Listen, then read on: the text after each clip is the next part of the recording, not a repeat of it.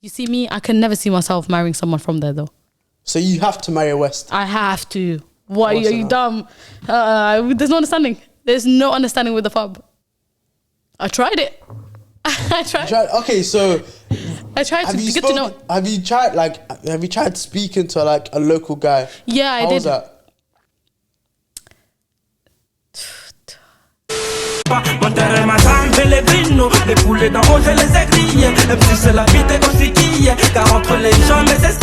Ayo my people, it's your boy Monti here and welcome back to another episode of Vibe with Monti. And today we got a lovely guest in the building. Introduce yourself. My name is RAMLA'. Your name is RAMLA'. Yeah. What do you do? Where you from? Come on, man. Big questions. Yeah, all right. My name is RAMLA'. I'm from Holland. From Holland? UK. Yeah. Listen, I've been getting cooked for the longest. I don't know why my mic is doing this, but I've been getting cooked for the longest because me being from the Netherlands, I always gloat about my videos. And then people get onto me. So now, well, you know what? Bun you lot. I need to bring another person from. Come on, I have to standard. 100%. But listen, guys, the layout for the past few weeks has been a mess. You get me? Obviously, today we have lovely RAMLA' in the building, but I think you guys, I don't know, I haven't decided yet on the scheduling because I recorded obviously with AWR boys. I recorded with Bills.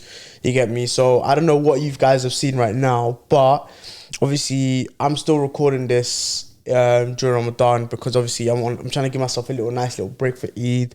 Obviously people's availability, like guest availability, isn't there all the time, so I need to space things out, pre-record a lot of things. So I hope you guys understand. Obviously make sure you follow her socials. They'll be flying out throughout the episode, so go check her out. The talk show socials, it's right there. TikTok, IG, Twitter. You already know what you need to do.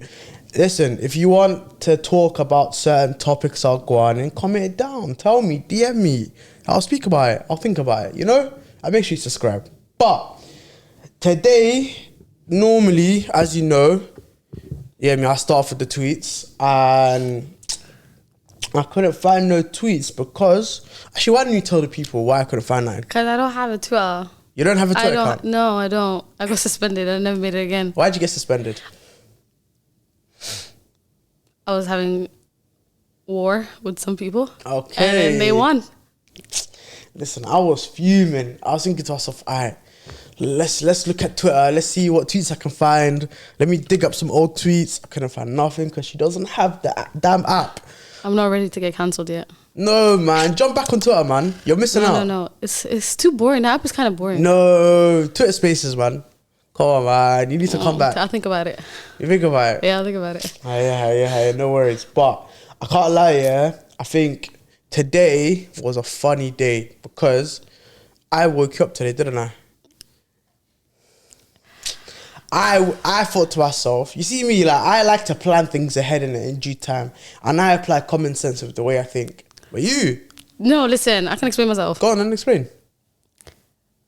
So originally the episode was supposed to be on Wednesday. Yeah. Correct. Yeah. Wednesday coming up. True. Wednesday coming up. Yeah. Okay, we couldn't do it because I work 5 days a week. Yeah, man, she has to collect her bag somehow. Do you know what I mean? Yeah, money have to make. Makes sense. So then I told him I'm working and I'm not able to come in the mornings. Mm-hmm. So he was like, you know what? Let's move it up to Saturday. Initially, you're gonna think what?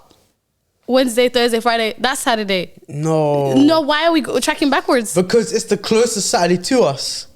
Yeah, but I didn't think it was that one. Because you said your availability was the 5th, no, the 6th, the 7th, the 8th, one of those days. Yeah, I said that week. Yeah, week. So but I'm thinking initially we're going forward. No, I can't lie. I was thinking. No, I was really thinking. I was saying to myself, we was meant to do it on the 4th. I was meant to record on the 4th on the Wednesday, but when we were speaking, there was still a big distance till Saturday. So I thought to myself, common sense is the next available Saturday to when I'm speaking to you. Mm-hmm. So which was today, which I have it today, obviously. She came through, obviously. No, 100%. But, yeah, I mean... It was a rough morning. Yeah. No. Because, listen, I wake up at 7 a.m. every morning. I was like, it's Saturday today. I'm going to sleep. Nah, man, I can't lie. No, God had other plans. Of course, man, of course. But I still made it. You made it. I appreciate you coming down. Yeah, me traveling far to come here. Appreciate it. But today I wanted to talk, the theme of today's episode, I want to talk about back home. I want to talk about, you know, the motherland, because obviously, like, as much as, you know, we live here, we live in the UK, we live in Europe, the West, our ties, our allegiances are back home. And at the end of the day, I don't want to live here forever. I certainly want to move back home at one point. So I think today I wanted to touch on that. And the reason why I want to touch on that is because I saw your TikTok on my For You page. Yeah. I saw it and I looked at it, yeah, and I thought to myself, like, you've actually got the best of both worlds. Like, you've lived a significant amount of years in Europe, a significant amount of years back home. So you actually can compare the two properly. You feel me? Yeah. So, like, you know what? As a whole, I think we'll touch on it. We'll dive into it properly. But as a whole, how's your experience been? Like, how's it been, the motherland? How's all of that, from your day-to-day life to everything as a whole? Okay. I don't know if you know this, but back in the days, I was actually on social media a lot. And I was known for the girl that made Somalia look like Hollywood. Okay. Because I would always be like recording everything. Yeah. Because, you know, the media shows like totally different side of World War III countries. Of course.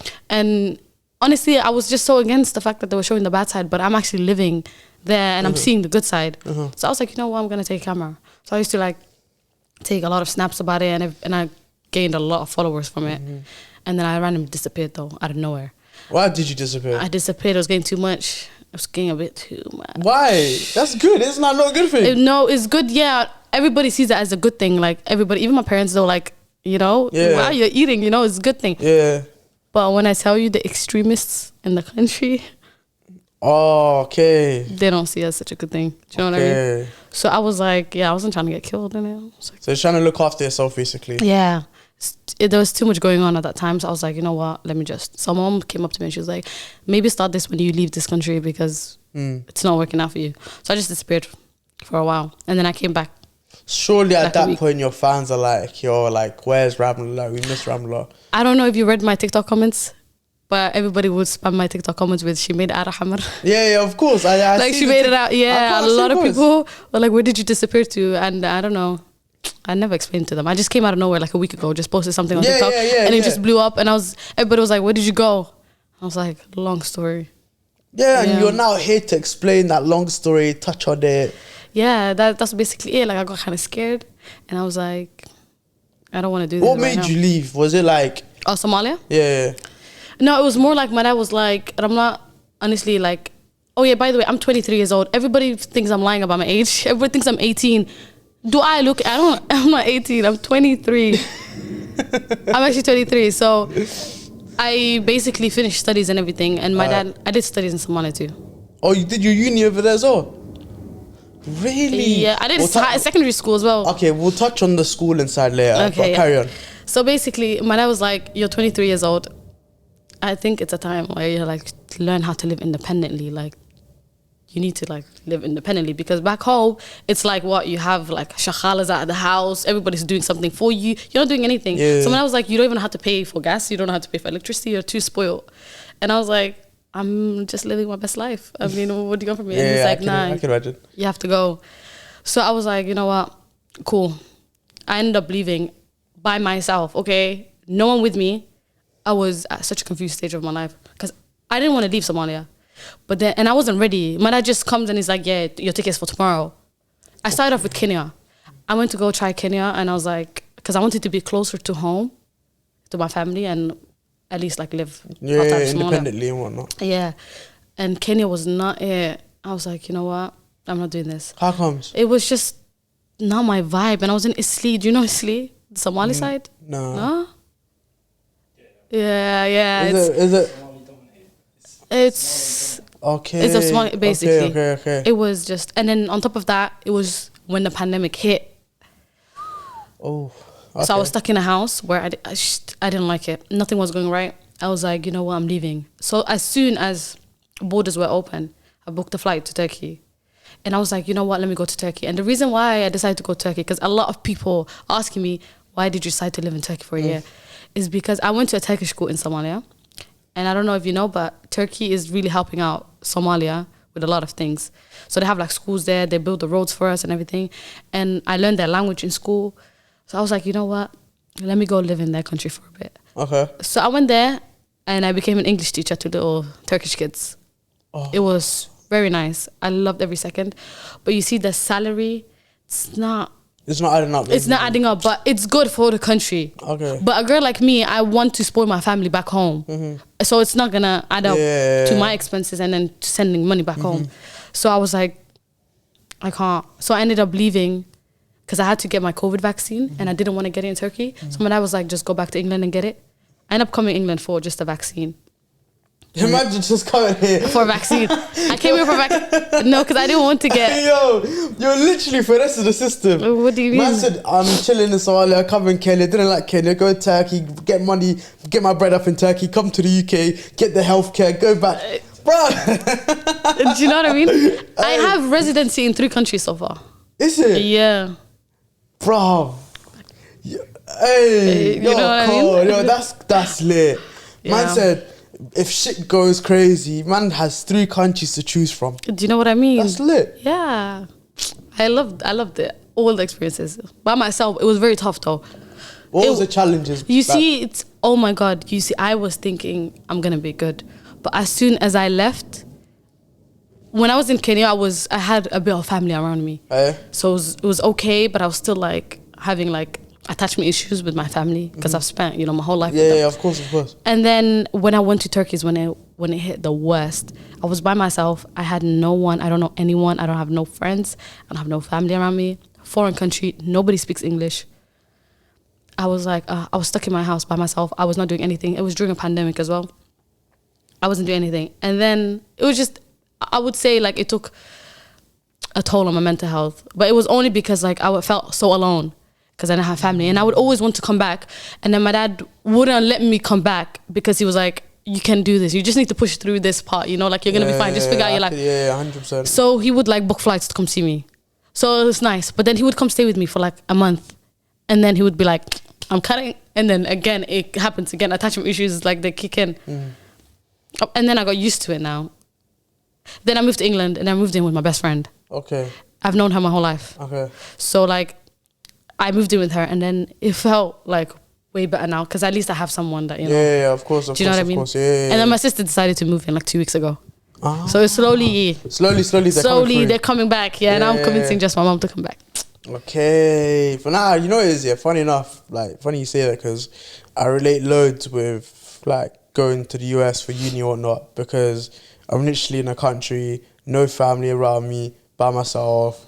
Like, wallahi, I can't lie, there's time, them times, you have a lot of time to think. Like, you have loads of time. That's when all your thoughts come in. Wallahi, everything comes in. Oh my God, like, I'll think of a decision that I made like 5 years ago and be like, imagine. I'm like, wallahi, it's very straight, like, it has a massive strain on your mental health because like, when you have no support system around you and like everyone around you in that environment is like business relationship. Yeah, 100%. So like, I mean, for me, it was my teammates, a few teammates I got close with, but like a lot of them I wasn't able to share like a lot of things because at the end of the day we play football together but I don't chat to you off the pitch. My coaches don't really give a fuck like that. They don't care, they don't give a toss.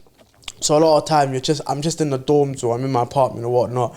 I'm just thinking to myself, like this is long, especially that first semester in Iowa because imagine picking me up, big city boy in London, and dropping me in the countryside of Iowa with no family, no one's around me. I'm like the only Somali guy in the whole area, like in the whole city, the only Somali person. Like I can put money on it. I can nearly say wallahi. Like wallahi is that deep. I couldn't chat to no one, and then it really got bad, But then afterwards, like you get used to it, like you said, you get used to it, and then by force, you have to. But I want to touch on what you was talking about with you going to secondary school and doing uni or whatnot in Somalia. Like, how was that? Like, because with me, I don't know, like, maybe it's because I've been brainwashed and, whatnot, but I can't lie, like, I can't imagine, like, I like to think that there are good schools and unis, but I can't imagine, like, going to, like, I don't know, the university of wherever, in Somalia, like, stuff like that.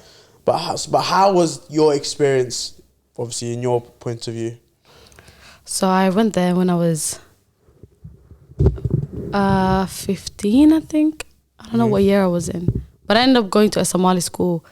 And it was just like, when I say Somali school, it's like basically owned by like some like fobs from Somalia. Okay, you know what I mean? yeah. But there was a lot of kids from there that was from abroad. So I ended up going to the school. Let me tell you, I was very antisocial child. I was not talking to anyone, and like doing all that, it was just a lot for me. But it had to be done because I didn't want to go back to England without my family. So I have no choice but to get education, right? Oh boy, it was the worst time of my life. And that's one of my TikToks are based on. Oh yeah, I saw that, your high school experience. Your high school Yes. story. Touch on that. I got bullied by the whole school. So how did everything start? Like, I remember you saying your TikTok, you went to school in Somalia, you said your situation. Yeah. Like, let's dive into that properly. Let's go. And you know what's so crazy? Because I didn't really expand. Like, a lot of people were telling me, give the story time to it. But I didn't have time, of course. Of course, because it's TikTok. Yeah, TikTok. I didn't have the time. Yeah. But then it was like, people were thinking that the fobs in Somalia were bullying me. And it actually wasn't, which is the craziest part. It was the foreign girls. Yeah. Till this day, I don't know the reason why I got bullied so bad there. But it was very bad, as in I had to get into a physical fight in order to my dad to take me out of school. Really? It was that bad. How long did you stay in the school? I lasted like 6 months. And it was bullying every single day. I got suspended twice. It was diaspora, that's what they called it, right? Diaspora girls. Bullying. Diaspora. Diaspora. I don't know. Diaspora. Hey, come Somali on, style. man. Like, don't be a fob yourself. Like, come on. No, they say diaspora. Yeah, of course. That's the Diaspora, that's diaspora. Like, what are you trying to? That's English. You're trying to switch it up. Yeah, what? It's diaspora girls, man. Diaspora. What did you say? Diaspora. Diaspora. Yeah. That sounds like a drug. Yeah, it does, but that's the name for it. No, it's That's not. It's diaspora. Is it this one? Diaspora, yeah, bro. She's trying to make the word fancy and whatnot, attractive. Like, loud the makeup, man. I thought it was okay. Diaspora. Yes. Okay. Carry on. It was diaspora girls that were bullying me. And then there was a lot of men in my comments that went to my school that were fighting me, saying, "Stop the cap. You did not get bullied by the whole school." That's only because I wasn't getting bullied by the boys, because they're saying the boys were actually on your side. They actually like were defending you, yada yada yada. And I was like, we were not mixed. Hence why I said the whole school, because you guys are not even part of the school. Oh yeah. So why are you having? Do you know what I mean? Why are you having an opinion? Shut up, man. Yeah, I hate when I hate the comments sometimes. Yeah, the comments, they make me so angry, sorry, and I try not to get out of pocket. But honestly, like, I'll look at it and I'll show my boy next to you and be like, "What dickhead, man?" Do you know what I mean? I was looking at it, I was like, you know what? Shut up. Like, you guys need to take responsibility. Like, please think before you say something. You know, when you type, you actually have to send the message. That's what I'm saying. So, like, you have to think about what you're sending. You know, like, come on. Sometimes I'll be thinking, what is the thought process when you're sending this stuff? Honestly, I honestly don't understand. Honestly, right? But like, listen, the large majority of you guys that you're supportive. It's just a minority that want to, fuck shit up and make it jarring, and you know, they make it long for no reason. Exactly. But you were saying how in your high school that whole situation happened and whatnot. What did the teachers not get involved? That's the funny part. I told the teachers so many times. I'm not a violent person. How long was this? What was the span, the duration of all of this? The bullying? Yeah. The day I started the school till I left. Imagine. How many years was that?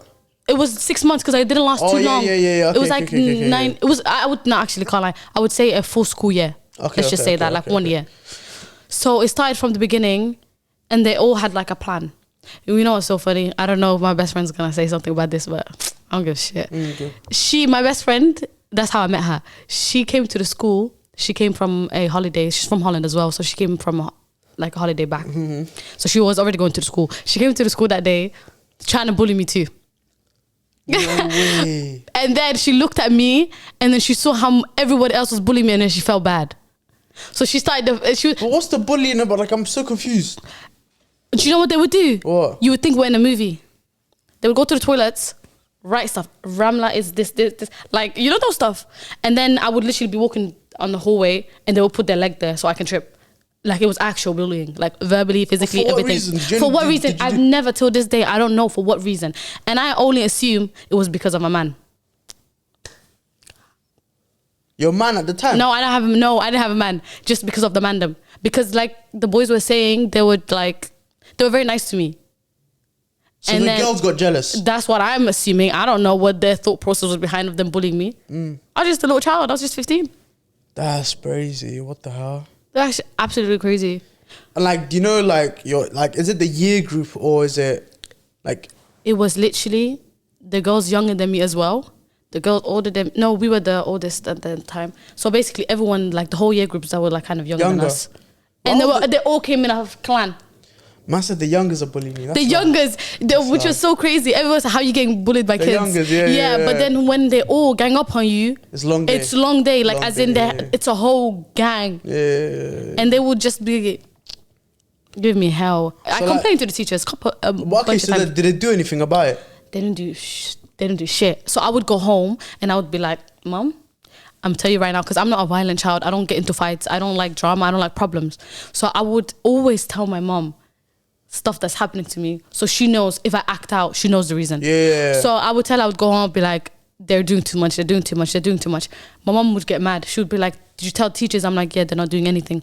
And then one morning, she just came up to me, which was like the last day I was there. She came up to me and she was like, Ramla, just ignore them. And I was like, whatever. So I went to school. That day is the day I got into a physical fight.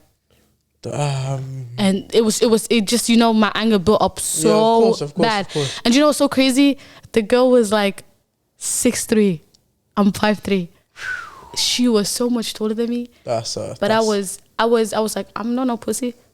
No, I was really, really angry. Like I literally blacked out, I think. I don't even remember what I did. That's crazy. Man says, like, listen, I respect the heart. You know, like, if you're like, you know me, like sometimes I look at a situation thinking, yeah, it's a long day. Like I'm not trying to get physical, I can't lie. But there's other days I'm like, I can look at the guy and be like, yo, pussy, yo, like I can punch you up, man. It's calm. Yeah. Yeah, I mean, stuff you up about.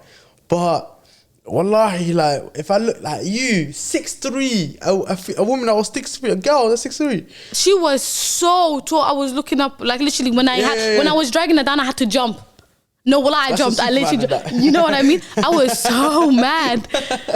I was so mad. That's the day I got suspended. Then they called my dad in. You got suspended? She got suspended too. No, but why are you getting suspended if you're getting bullied? And you know what's so crazy? The head teacher was like, the person that starts the fight gets usually a week suspension. The person that retaliates basically gets 3 days. But because he was like, but because Ramla complained so much about this situation, you're both getting a week. My dad was... So what has... Oh, so you started it? I started it, yeah, because I hit her first. Oh, I was thinking like, maths is not adding up. But it makes sense now because you started it. Yeah, I hit her first, yeah. So he was like, you're both getting 7 weeks. Okay, cool. But they called our parents and stuff, you know? So my dad, I'm thinking... You know them scenarios, I just want to sidetrack here. In the scenarios, yeah, you know in the UK when they bring your parents into the school and they trying to have a word with your child, like, your son is disruptive, your daughter's disruptive, da-da-da-da-da.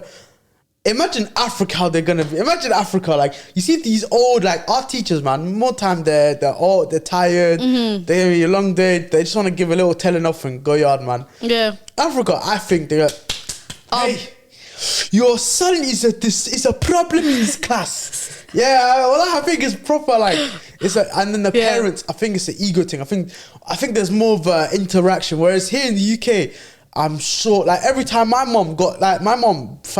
every time my school, my primary school, my secondary school, every time they called my parents, say, yo, come through, we need to chat about your son. Wallahi, my mom would just sit like this and just listen to everything. Yeah. Listen. Yeah. And then she'll just look at me the occasional time. She'll look at me and then she'll just listen. And then when I got into the car, she'll be like, I'm going to tell your father. Yeah. Oh my days. The licks that I got, everything was behind closed doors because they're not going to embarrass me in front of my teachers. Yeah. But I don't know, like obviously I could be waffling, but imagine the context of African children in them scenarios. Like, I don't know if their parents have that much of an ego where they discipline the child in front of the teacher. Like, how is it like did you hear stories of like students get called up, their parents being called, like your parents being called, like your dad, for example? Like, how was their reaction like normally? Is it like what we see in the UK, or is it totally different over there? The school I went to, it was just basically got out of hand. There was no like saying your daughter is failing at school or something like that. It was like, she went to a fight, come collect her. So, but they were chill. They would like the head teachers, I would say they were chill. They would not beat us up.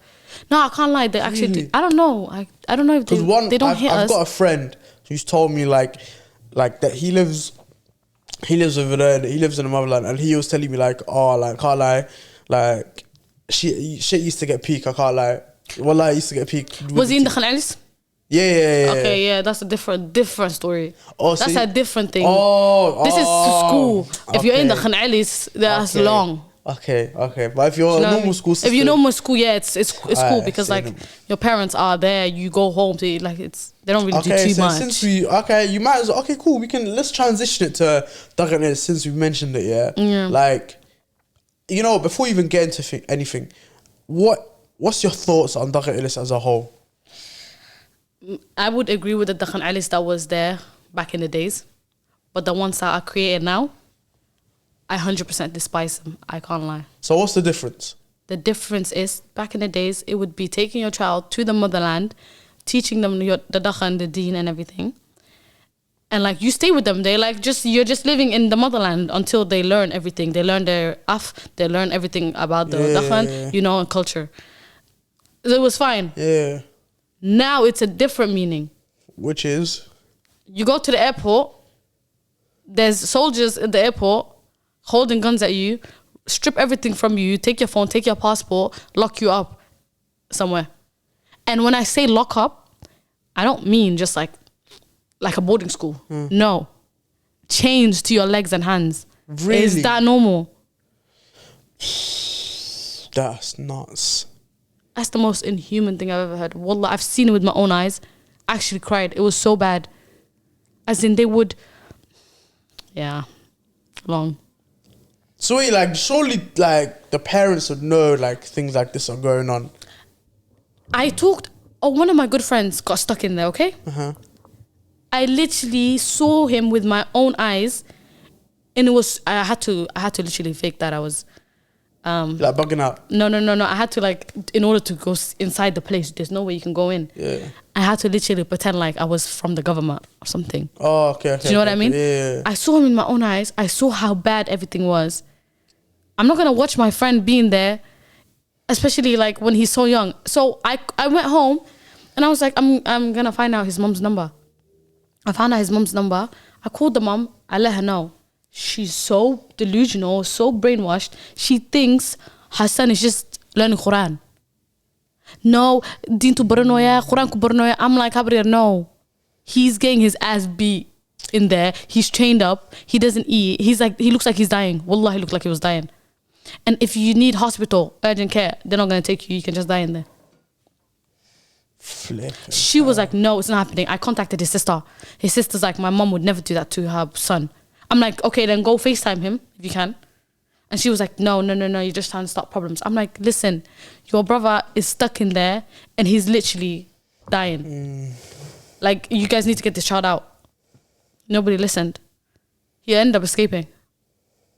I hear a lot of escape stories, I can't lie. Like, that's the only way out. Yeah. Like, I hear a lot of escape stories though, like with, like, especially like I've had boys, like the common thing with boys here is like, they'll get told that they're going to Dubai, and then they go to Dubai, they enjoy themselves for 2 weeks, a month, whatever the case is, they enjoy themselves.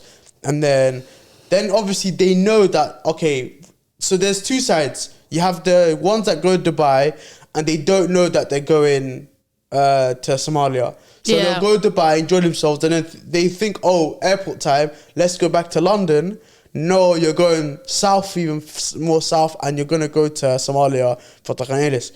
Or you have the other group of people that go to Dubai knowing that they're going to go to Somalia, but they don't know that it's for Dhaqan Ellis. They think it's a family holiday. They think, oh, we're staying there until it's time for everyone else to leave and you don't have a ticket. Like, I've heard stories like that, and wallahi, like it's actually like crazy, like how, like, I understand they do it in good intention. They have good intentions, but I think the way they execute it is poorly executed, especially when, as a parent, like, I don't know, like, maybe I don't have children, so I wouldn't know, but I just feel a type of way giving, like, letting my child, despite however old they are, giving them their responsibility on someone else. Like, my responsibility on someone else. Like, I wouldn't do that.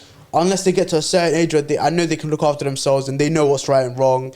And even then, I'll still check up and make sure that everything's good with them. But what I'm hearing with the stories I've been told, I'm thinking to myself, like, and these are good, like, Javiers, they're good people. Like, and they're trying to do good, because when they were growing up, they were brought up a certain way. So they're like, I want this for my son, I want this for my daughter. But when you're giving it to the hands of, like, the locals, for example, locals despise the diaspora. That's what I'm saying. Yeah.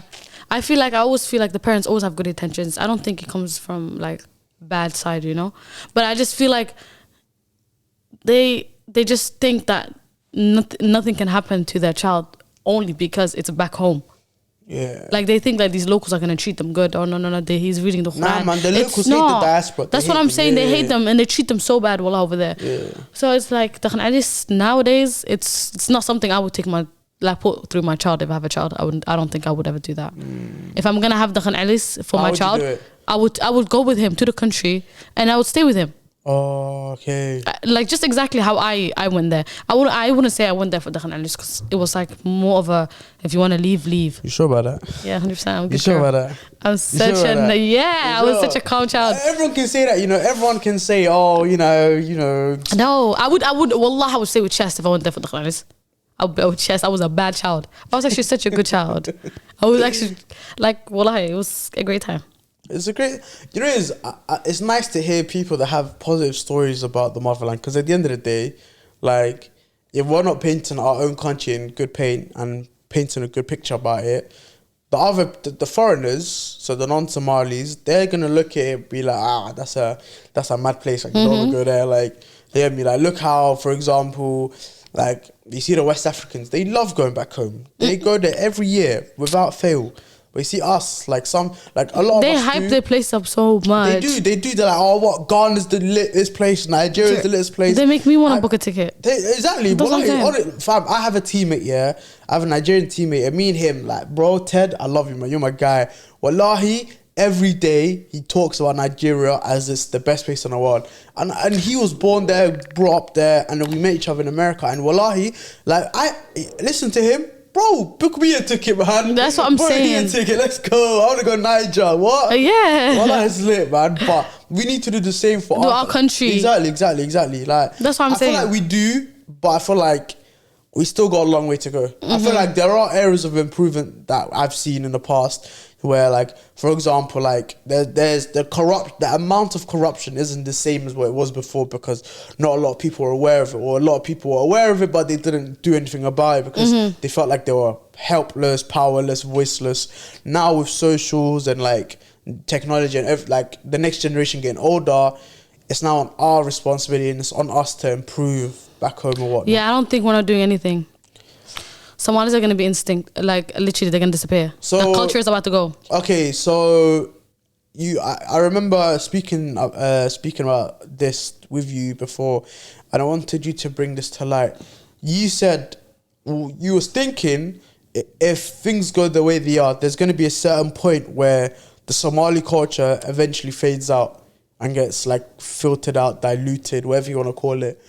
Is that something that you honestly look at and be like, yeah, that's true? Yeah. Really? 100%. Why is that? Because nowadays, when I'm speaking to our fellow Somali people, half of them can't form a sentence in Somali. True. They can't. They don't know nothing about their motherland. All they know is the political side. All they know is Qabil. On top of that, we've seen a lot of, like, Somali men and Somali girls marrying Ajnabis, which is no problem with that. It's a normal thing. But it's like, I feel like the way we're going, it's just, this generation is so unserious. They don't care. What language are they going to speak to their kids with? I always think, yeah, whenever like the interracial families, like whenever you have a Somali marrying a Ajnabi and whatnot, the child's learning 2 languages, or someone's language isn't stronger than the other one. That's what I'm saying, and I So feel like they're that's the Somali side. I 100% feel like that's the Somali side. Personal opinion. I hear it. But the way I see the people now, like honestly, because I basically, how would I say it? I don't even know how to say it in English. What? My English so bad. Just say it. I can say it in Somali. Say it. I'll translate for the people. I forgot the sentence. Come on, man. You're having a howler here. What's going on? Say it. I forgot. No. I'm gonna get roasted because I'm just chatting shit about people Somalis. No, like waku akhal gale Somalia. Does that make sense? I don't know if you know that type of Somali. So wait, what's it? Went home. Waku akhal gale. Like I don't know. My mind, like I matured. That's the word. I matured in Somalia. So which means like I like like when I was going to Somalia, I no Somali at all. Okay. Zero. No Dhaqan. I didn't know nothing. I didn't even know my Khabil. Okay. Yeah? yeah. Well, he got you there. My Somali is anyways,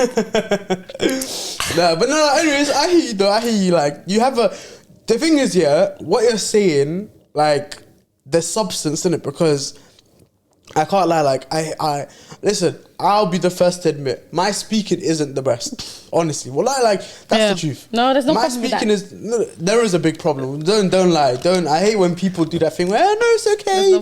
You're just speaking about a minute ago, so it's a problem. Like what's going on? Like I know it's a problem. You get me? But it is. Wallah, it's massive. But like I'm doing things to improve it slowly and get that game back up to scratch and whatnot. But like there is a thing where we were brought up with Somalia or Somaliland, wherever you're from. We were brought up with the mindset of it's bad back home. It got to the point where it was 2014. I went back, and then leading up to I would say 2 months leading up, I found out that I'm going back to Hargeisa. I'm going to Hargeisa for the first time. I was excited in the beginning, but after seeing what happened to my boys, I said, "Ooh, I need to see." Like I trusted that I'm a good child. Like, I was a good boy. Like, I wasn't doing mad stuff and whatnot. So I had faith in my parents, knowing that I'm gonna come back. It's a holiday, innit? But there's always that doubt in the back of your head. Well, you have to be vigilant. Yeah, like there's that doubt in your head where you're thinking to yourself, like, okay, like if things don't go well, it's a bit mad. Anyways, long story short, like I ended up loving my time there, and that picture and everything that I experienced wasn't the same picture that was painted to me by my parents. Because when they speak about it, it seemed too strict. It seemed, and not strict in terms of like the deen. I'm saying strict in terms of like how they were brought up, completely different way to how I was brought up. For example, you get me, like. I would hear stories about, oh my God, this happened to this person. Oh, you get me, Al-Shabaab. It's just a lot of mad stuff in it. And all these things add up to a negative connotation to my country. At the end of the day, it's my country. So if this is happening and this is what's going on, why would I originally have never gone? Why would I then want to go to a country like this? You get it? Then I said, you know what? I need to be open. At the end of the day, the UK, obviously, I'm never going to stay here like that, and they don't even want me anyways. How many times you hear them EDL lot saying, go back to your countries and shit? Like, we hear that a lot, you know. So I'm thinking, if I actually go back to our country, I need to see what's going on, and I need to check it out. I go back, have the time of my life in Hargeisa, enjoyed myself so much, went better even. Good times, wallah, good times. Then, ever since then, I've always wanted to go. So inshallah, like this summer, I want to go. Like I'm planning on a trip to go back for a few weeks and whatnot. That's because why I've experienced it and I know how good it is. You get it? That's what and I'm went a saying. long time ago. Like, I don't know, my maths on top of my head, 8 years ago? Yeah. I went 8 years ago, and you're telling me in 8 years, close to a decade, it hasn't improved it. Yeah, 100%. Exactly. Has, yeah. So I think we need to do a lot more research on ourselves at the end of the day and actually find out a lot more things about our country. That's why I took it upon myself to start videos back home so people can see that it's actually not bad. So because if they don't see the good side, nobody's gonna actually book a ticket and then want to come voluntarily. Yeah. After I started that, a lot of people came to Somalia, and like try to look at it and stuff. And everybody loved it. So I feel like when you go back home, give good news in it. Because I feel like now they all think they're going to Dhaqan. They're like, yeah, Somalia, yeah, not me. Yeah, I'm not going. Because a lot of them think like something mad is gonna happen to them. Yeah. And I don't think they have that real, like, it doesn't matter if you're a man, a woman, a boy, or a girl. No, everybody can get it. No, forget, not even that. People need reassurance. Like, we want to feel that we'll go into a place where we're safe and secure, regardless. Like, I can go on holiday, to another country, any country, If I'm not getting good feedback from that country, I'm not going. Because at the end of the day, you're risking my life. So I'm not going to risk my life for a holiday that I could potentially, like, something bad could happen to me, life changing. So I wouldn't do that. But looking at my notes here, because I wrote it down because I definitely wanted to bring this up and whatnot. I wanted to speak on boys, girls, men and women back home compared to the diaspora, like the West, like us. Well, you're the best of both worlds. So you got a side, proud fob. Listen, you're best of both worlds, innit? You see me, I was born and raised in the West, innit? So it's one of them ones where, what difference have you noticed between the two sets of people? Culture clash. We are the same culture, but there will be a clash. How? Because we're westernized and they're localized. Yeah. Do you know what I mean? Yeah. As in two different mindsets. They don't agree with the stuff that we do at all, or the way we carry ourselves, or like the way we act. They think we're all dumb. They call us Dhaqan, and like they say we walk like Gail. Listen. It's true though, I can't lie. It is. Wallahi, every time I was walking in Hargeisa, they knew from the way I was walking that I'm not from here. Yeah. And like, another thing as well, one thing that I noticed, like, I could have fluent Somali, but my Somali is different to their Somali because mine is diluted. You will never be the same, Mine is diluted because I learned it. It's like artificial. You learn it off your parents, exactly, and theirs has been watered down because they moved to the West. Yeah. Whereas them, they've lived there their whole life, so their mother tongue is strong. That's what I'm saying. It's like, you know, the squash. Yeah. They drink theirs proper. Yeah. We put water in ours, and like, it's the same color. Yeah, but it's different. One different is ways. Added water. One is. That's what I mean. They go about it with different ways. It's a different way. So you're telling me there's a culture clash? Yeah, 100%. What do you mean? I was getting roasted by all the kids there because I didn't know half the things they were saying. I thought they were being nice, you know. I was like, oh, you're so cute. And they're telling me like, like we are. I said, we like shit, okay then. Well, I was so, but yeah, 100%. Like the way I would dress, like my uncle came up to me. Khair Allah see you, man. Came up to me, he told me, like, if you're gonna come out your house, jilbab الآن هكسو بحين. I said, the hell is a jilbab? He was like, you have the one piece, sahib, don't wear this stuff. Then I said, I don't think I can do that, sir. He was like, my hamra jukta. You're not in Ingriska, sahib, like, it's astur. And they would think that san khawna shawa, you know, like, truly and speaking, if we look at it Deen ways, it's not the appropriate way, you know? But like, because, you know, like we think it's like normal, but they think it's a major sin. Do you know what I mean? So that would be so different. And like, it's crazy. I don't know, man. Wallahi, it was just so bad. Like, it was two different people. You see me, I can never see myself marrying someone from there though. So you have to marry a West? I have to. Why are you dumb? There's no understanding. There's no understanding with the fob. I tried it. I tried. Okay, so I tried to get to know. Have you tried speaking to like a local guy? Yeah, I did. How was that?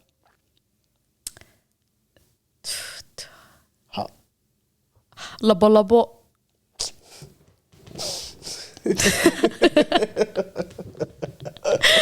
It was very like massive difference. It's a massive difference. Like, you will get the ick 24/7. Let me tell you that. There's no understanding, yo. I'm telling you, it was the worst time of my life. I said, you know what, you gotta go, sir. I'm so sorry, I'm not gonna lead you on. Yeah, I was like, you gotta go. It was a nice time speaking to you. Yeah, I can't do it. But I'm sure, like, you don't know if they love you or your passport, you know. I can't lie. Let me tell you that. That's the biggest factor. My mum used to tell me, if you bring a fob home, I'm not your mum no more. Wallahi. She was like, you don't know if he wants you for your passport or not. I was like, you're right.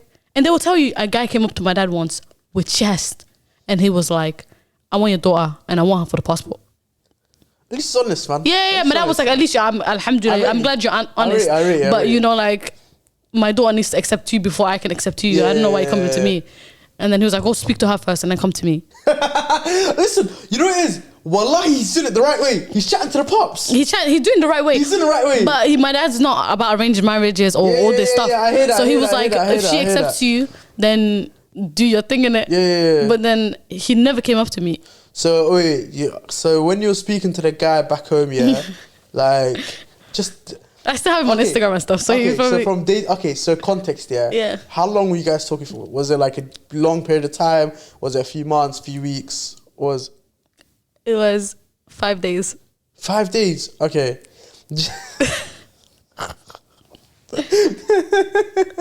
It was 5 very long days. In them 5 days, like, name me 5, because I know you can name bare, but we'll stick to 5. Name me 5 distinct differences from what you was experiencing with him to what you would have experienced with like someone from like London, for example. You see, when I'm speaking to him, it's just like, it's big Somali in it. Yeah. Even though I know the language fluently, I still will never know to that level. Yeah. I accept that. Yeah. So it's like, they have a whole, you know how Somali... There's a whole hidden dictionary. Do you know what I mean? Yeah, and especially they're so big on love. Somalis, like and poems. You know. So this man would be writing me poems. I don't know what he's saying. I don't know what he's saying. And then I'm just like, oh my god, what am I supposed to reply to this? So I would have to go to like my fob cousins and be like, can you reply? So they would reply back, but they would be saying like crazy stuff, like as in I'm feeling it. Yeah. So he would be like, Habibti, I'm thinking, like, is this? There was no understanding. You know, I was like, you know what, I need to go. And you know what they did? What they do is they bribe you with money. You know, like Somali fobs. Yeah. When I tell you the money they've got on lock. Is it? Wallah, you can pick up the phone. He'll send you $100 for picking up a phone.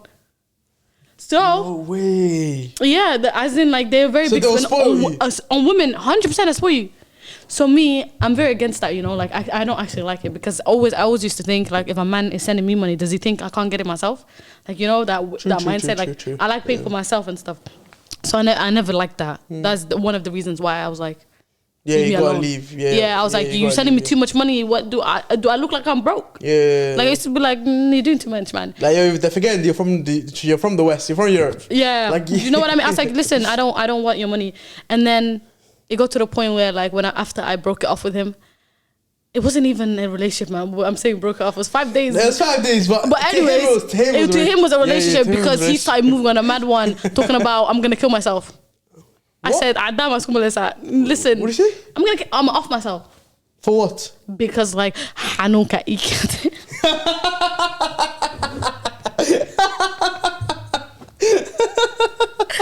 Yo, that man, wallah, he was a comedian.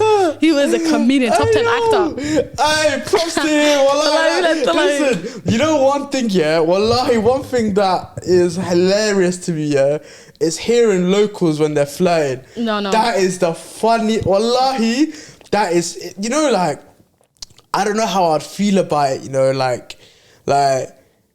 because you know, I can't imagine my mum and dad doing that. Yeah. Like, you know, every time I think of like a flirtatious, like anything flirtatious, in my head, it's in English. Mm-hmm. Yeah, because that's what I speak, innit?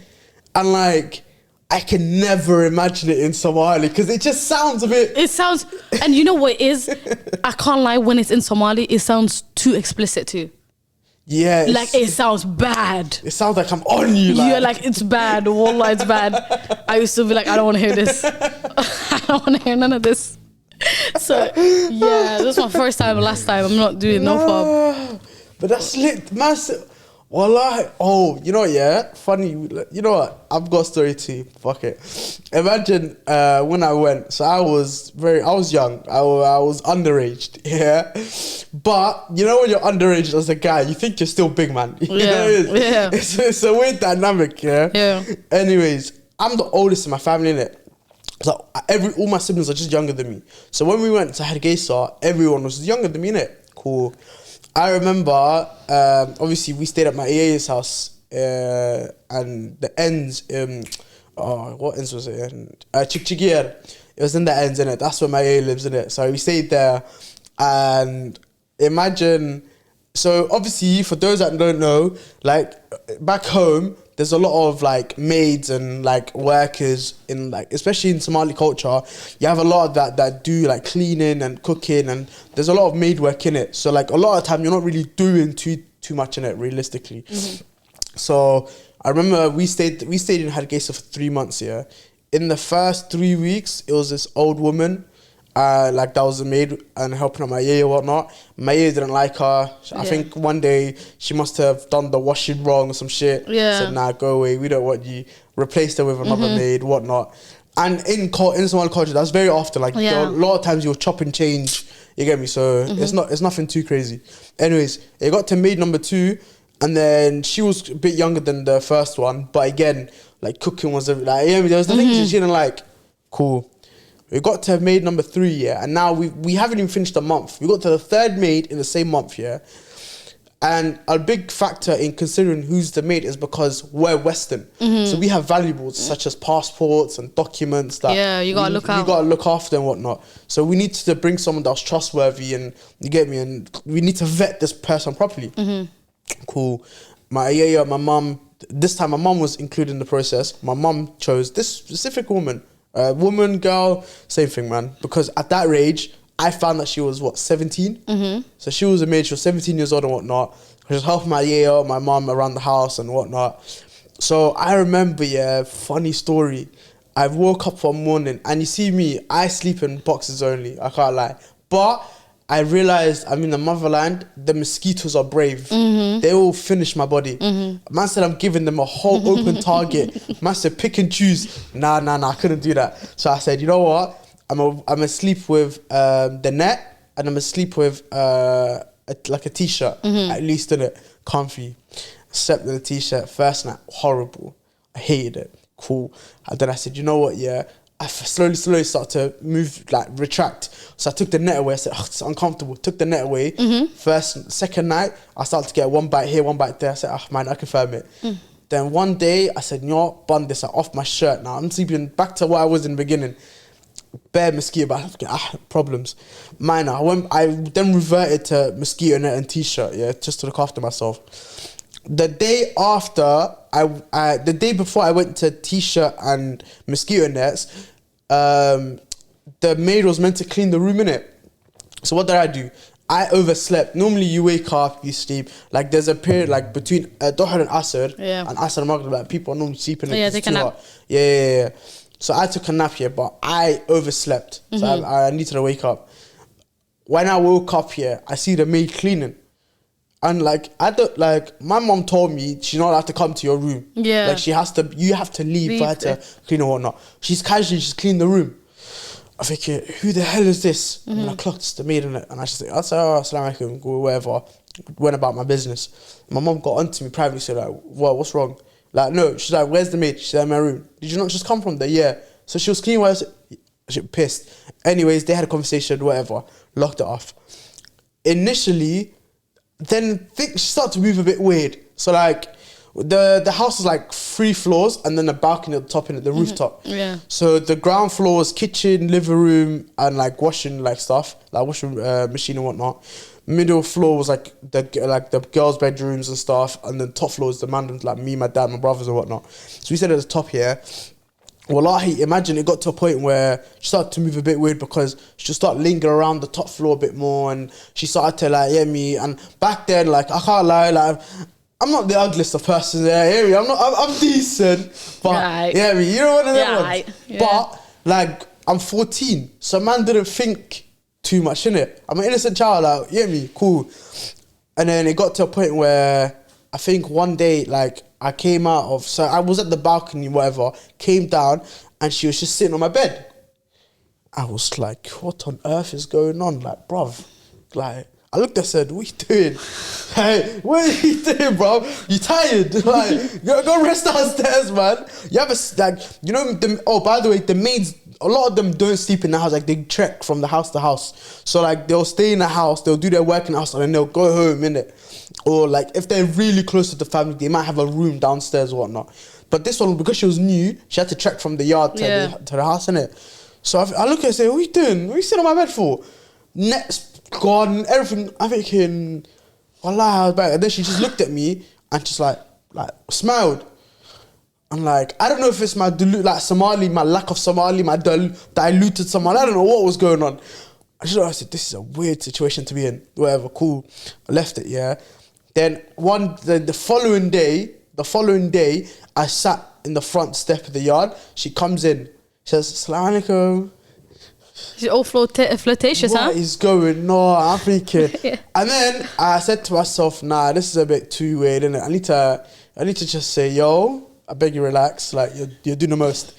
I obviously knew if I said this to Hoya Arba, they'll get onto me as well. Because it was like, you should have shut this shop from the beginning instead of dwelling about it. Yeah. You see me, curiosity kicked in. So to see what she wanted. No, I was intrigued, like, what do you want? Like, what, do you want my passport? Like, I want to hear what it's like from your side, innit? So I was curious. Wallahi, I didn't tell no one. I kept it. This is a secret for me. Right now, obviously, I don't care.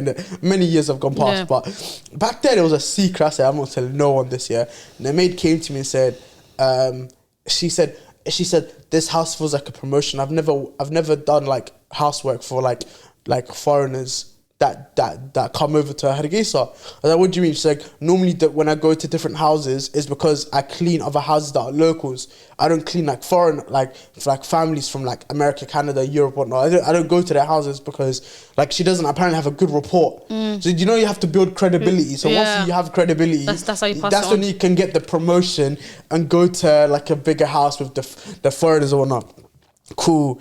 And I was like, oh, swear down. She's like, so you have your passport? That's the first one she asked me. She said, do you have your passport? I said, so is that what you want? You want my passport, basically, innit? She said, yeah. And then she was like, oh, like, how old are you? And I told her my age. She said, raw, like, I thought you was old, like, you're tall, da, da, da. I said, okay. So now I know where she's coming from. And then in my head, we're thinking, yeah, I need to lock this off immediately, yeah, because I don't want her to think that there's something there. Yeah. You need to lock this off because even if I was to entertain the idea, I don't know what she's going on in her life. Like, my immune system and your immune system are two different immune systems. I can't I can't look at you and you like, what the hell? You know what I mean? So I told Hoya, and then Hoya said, what? Why did you tell me sooner? Sent her away, but I didn't see her ever since. I remember even, you know what's so funny actually? The last day she was at the house, basically like I sat at the front step and then outside the gate whatnot. She comes down and says, excuse me, trying to get past whatnot, cool. Then she walks here, she looks back at me and says, so bye, in her broken English, she's trying to speak English to me, bare broken and everything. I was like, nah, man. And then I thought to myself, what, is it going to be awkward because like you're in the area, I'm going to probably bump into you. Fam, I found out she was trekking from a town like that's like 30-40 minutes away. She would walk the whole way. I said, bruv, she'll take the bus like to the end of like the edge of Hargeisa and then walk the rest. I said, that's long, but none of it. Because of you, she doesn't have a job now. Yeah. Listen, nah, yeah. Listen, but now like. Wallahi, I was thinking to myself, this is like nuts, wallahi. And then me and my boys were joking about it, like not too long ago, I was thinking like, like, yeah, your man said you're trying to taste the other side. I said, relax. Yeah, you only do that. It happens often though. Wallahi, it does. A lot of times you'll see foreign boys will get with the locals. With the maids. Yeah, it happens. Yeah, it happens, wallahi. A lot of times you'll see like situations where like the foreign boys they'd like, it's a fetish, man. It's a fetish because they think, because the maid is working. Normally, like a lot of time, the maids know what they're doing in it. They're not dumb. You get me? Even if like their age is whatever, they have a mentality of like, I know what I want with you. If it's your passport, if it's your body, if it's whatever, you get it. If it's your money. So normally, like man don't know, and like foreign guys entertain it because it's different to what they're usually like. If someone's from London. Speaking to a London girl, speaking to a local girl, it's two different things. And London boys want women from back home. Yeah, it's a thing. Why? Because they want to treat her like a maid. Yeah. I don't know about that one. No, it is. Nah, Why? When you ask them, why do you want a woman back home? Because she listens. No. Who are we? Animals. I don't know about that one. No, why would you tell me one reason? There's a lot of benefits that a man would want in a local girl that a foreign girl wouldn't have. Well, okay, tell me. There's a lot of things. Tell me. I'm so intrigued. Okay, wallahi, on a level, a lot of the like Western girls cooking is horrendous. Yes, that's a lie. Wallahi, that's true. Wallahi. Chat to me just because it's Ramadan and you man have been cooking for the last month. No. Don't talk. First of all, don't add me to that. Listen, I was raised in Somalia. My cooking is 10-10. Listen. It applies to everyone. Like, listen, just because you've had the last month of work experience. Wallahi, you're lying. How? I'm sorry to interrupt. You're lying. Women in locals, you think they cook better than 100? How? Salida That's fine. That's what I want. That's disgusting. I want that. You want salid Salid. Wallah billahi. It's not even clean properly. Let me tell you that. I've seen with my own eyes. They're not even. You know what it is? No. You know what it is? It's authentic. I can taste the local nimmer in this. You want to end up in the hospital. That's what you want to do. I got in trouble one day because I drank local water. Oh, hell no. Oh, yeah. I drank local water by accident, and voila, I was finished. Yeah, that's... Toilet seat was destroyed. I would never try that. Yeah, but nah, wallahi, that is crush. Yeah, what? Come on, man.